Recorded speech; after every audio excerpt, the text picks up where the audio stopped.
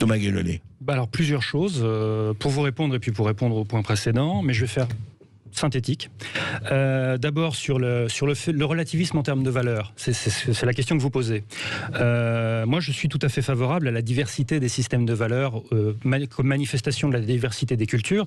En revanche, je pense effectivement qu'il existe des principes universels. Parce que si vous ne pensez pas qu'il y a des principes universels, dans ce cas-là, à un moment donné, vous allez par exemple admettre l'excision des jeunes filles dans un certain nombre de pays d'Afrique subsaharienne. Et donc je voudrais être très clair là-dessus, je suis formellement opposé au relativisme moral. Je pense qu'il existe des règles morales communes à toute l'humanité et qu'en fait elles sont évidentes et que nous les portons tous en nous. Je pense en particulier à l'éthique de réciprocité. Traite autrui comme tu voudrais être traité. À mon avis, cette règle morale peut suffire. C'est christique et c'est bien d'ailleurs, c'est Jésus-Christ aussi. Il se trouve que je suis chrétien, mais c'est pour ça. Mais effectivement, mais c'est dans toutes les religions et dans toutes les philosophies. Thomas Guénolé, est-ce que vous permettez que je continue juste sur ces points-là? Mais je reviens comme vous voulez après. Hein. Non, c'est juste là-dessus, pardon. Vous allez voir, je vais dans votre sens.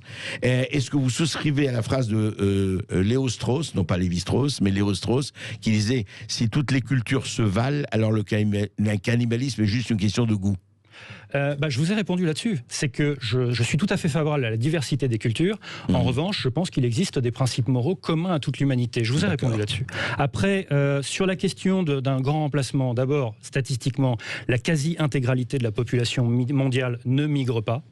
Je voudrais quand même le rappeler. C'est quand même un élément important à rappeler pour contextualiser. On a un problème massif de délocalisation d'usines, on en a parlé tout à l'heure, dans un certain nombre de pays et de régions pauvres, en particulier en Chine, en Inde, etc. Ça, c'est un problème massif. Le problème d'immigration de travail dans les pays riches, comparativement, je dis bien comparativement, il est marginal. Ensuite, je voudrais rappeler que la France n'est plus un pays d'immigration de masse, elle l'a été. C'est pas contestable, elle l'a été. Je suis moi-même descendant d'immigrés polonais par ma mère. On est un certain nombre des descendants d'immigrés dans ce pays. En fait, tous, ça dépend à quelle date on part. Hein. Mais il n'y a que la date qui change. Et je voudrais souligner là-dessus que quand on parle du fait qu'on aurait trop d'immigrés en France, en fait, on passe notre temps à mélanger le fait de parler des immigrés ou le fait de parler des Maghrébins.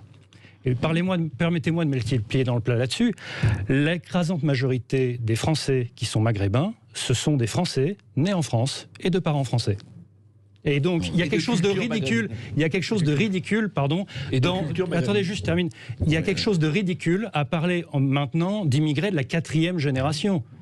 C'est complètement grotesque. Ça n'existe pas un immigré de la 4e génération. Et je termine juste, excusez-moi, termine juste sur je suis d'accord avec l'idée que la mondialisation provoque une mise en danger des cultures, une disparition des cultures. Mais pour moi, le problème n'est absolument pas un risque de je ne sais quelle arabisation ou islamisation.